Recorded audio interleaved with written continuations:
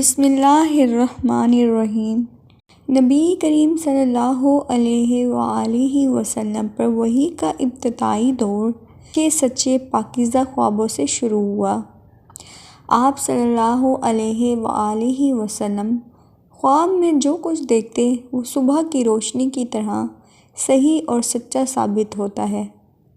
پھر من جانب قدرت آپ صلی اللہ علیہ وآلہ وسلم تنہائی پسند ہو گئے اور آپ صلی اللہ علیہ وآلہ وسلم نے غار حرا میں خلوت نشینی اختیار فرمائی اور کئی دن اور رات وہاں مسلسل عبادت اور یاد الہی و ذکر و فکر میں مشغول رہے۔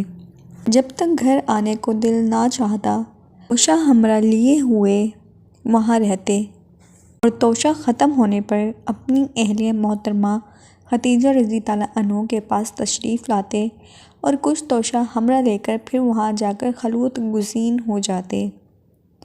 یہی طریقہ جاری رہا یہاں تک کہ آپ صلی اللہ علیہ وآلہ وسلم پر حق منکشف ہو گیا اور آپ صلی اللہ علیہ وآلہ وسلم غار حرا ہی میں قیام پذیر تھے کہ اچانک جبرائیل علیہ السلام آپ کے پاس حاضر ہوئے اور کہنے لگے کہ اے محمد پڑھو۔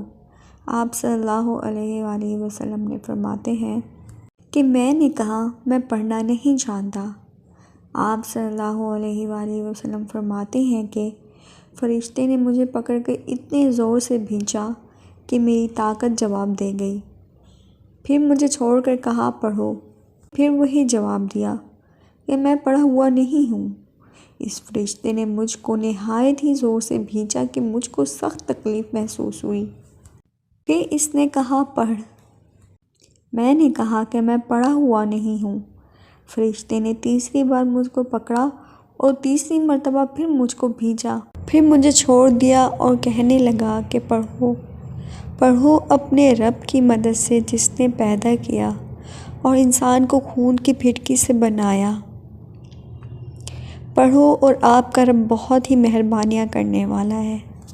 یہی آیتیں آپ صلی اللہ علیہ وآلہ وسلم جبرائیل علیہ السلام سے سن کر اس حال میں غار حرا سے واپس ہوئے۔ آپ صلی اللہ علیہ وآلہ وسلم کا دل اس انوکھے واقعے سے کانپ رہا تھا۔ آپ صلی اللہ علیہ وآلہ وسلم حضرت خدیجہ رضی اللہ عنہا کے ہاں تشریف لائے اور فرمایا کہ کمبل اڑا دو۔ حضرت خدیجہ رضی اللہ عنہا نے آپ صلی اللہ علیہ وآلہ وسلم کو کمبل اڑا دیا۔ جب آپ صلی اللہ علیہ وآلہ وسلم کا ڈر جاتا رہا تو آپ صلی اللہ علیہ وآلہ وسلم نے اپنی زوجہ محترمہ خدیجہ رضی اللہ عنہا کو تفصیل کے ساتھ یہ واقعہ سنایا اور فرمانے لگی کہ مجھ کو اب اپنی جان کا خوف ہو گیا ہے۔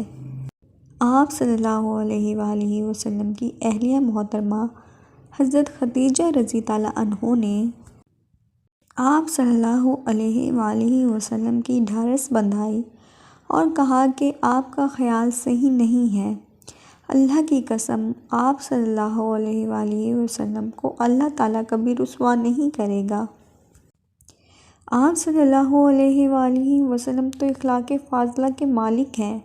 آپ صلی اللہ علیہ وآلہ وسلم تو کینہ پرور ہیں، بے کسوں کا بوجھ اپنے سر پر رکھ لیتے ہیں، مفلسوں کے لیے آپ کماتے ہیں، مہمان نوازی میں آپ بے مثال ہیں اور مشکل وقت میں آپ صلی اللہ علیہ وآلہ وسلم امر حق کا ساتھ دیتے ہیں۔ ایسے اوصاف حسنہ والا انسان یوں بے وقت ذلت و خواری کی موت نہیں پا سکتا۔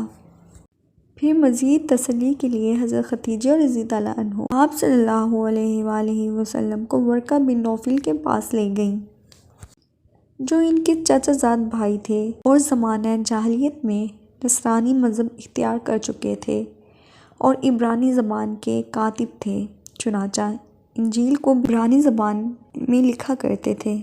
انجیل سریانی زبان میں نازل ہوئی تھی، پھر اس کا ترجمہ عبرانی زبان میں ہوا تھا۔ ورقہ اسی کو لکھتے تھے۔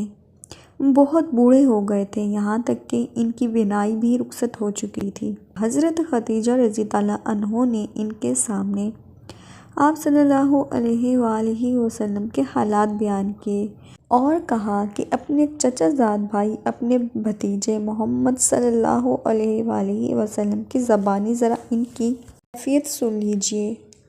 وہ بولے کہ بھتیجے، آپ صلی اللہ علیہ وآلہ وسلم نے جو کچھ دیکھا ہے اس کی تفصیل سناؤ۔ چنانچہ آپ صلی اللہ علیہ وآلہ وسلم نے از اول تا آخر پورا واقعہ سنایا، جسے سن کر ورقہ بے اختیار ہو کر بول اٹھے کہ یہ تو وہی ناموس یعنی معزز ازدان فرشتہ ہے جسے اللہ نے موسیٰ علیہ السلام پر وحی دے کر بھیجا تھا۔ کاش میں آپ صلی اللہ علیہ وآلہ وسلم کی اس عہدِ نبوت کے شروع ہونے پر جوان عمر ہوتا۔ کاش میں اس وقت تک زندہ رہتا جبکہ آپ صلی اللہ علیہ وآلہ وسلم کی قوم آپ صلی اللہ علیہ وآلہ وسلم کو اس شہر سے نکال دے گی۔ رسول صلی اللہ علیہ وآلہ وسلم یہ سن کر تعجب سے پوچھا کہ کیا وہ لوگ مجھ کو نکال دیں گے، حالانکہ میں تو ان میں صادق و امین و مقبول ہوں۔ ورقہ بولا، ہاں یہ سب کچھ سچ ہے، مگر جو شخص بھی آپ صلی اللہ علیہ وآلہ وسلم کی طرح امر حق لے کر آیا تو لوگ اس کے دشمن ہو جائیں گے۔ اگر مجھے آپ صلی اللہ علیہ وآلہ وسلم کی نبوت وہ زمانہ مل جائے تو میں آپ صلی اللہ علیہ وآلہ وسلم کی پوری مدد کروں گا۔ مگر ورقہ کچھ دنوں کے بعد انتقال کر گئے۔ پھر کچھ عرصے تک وحی کی آمد موقوف رہی۔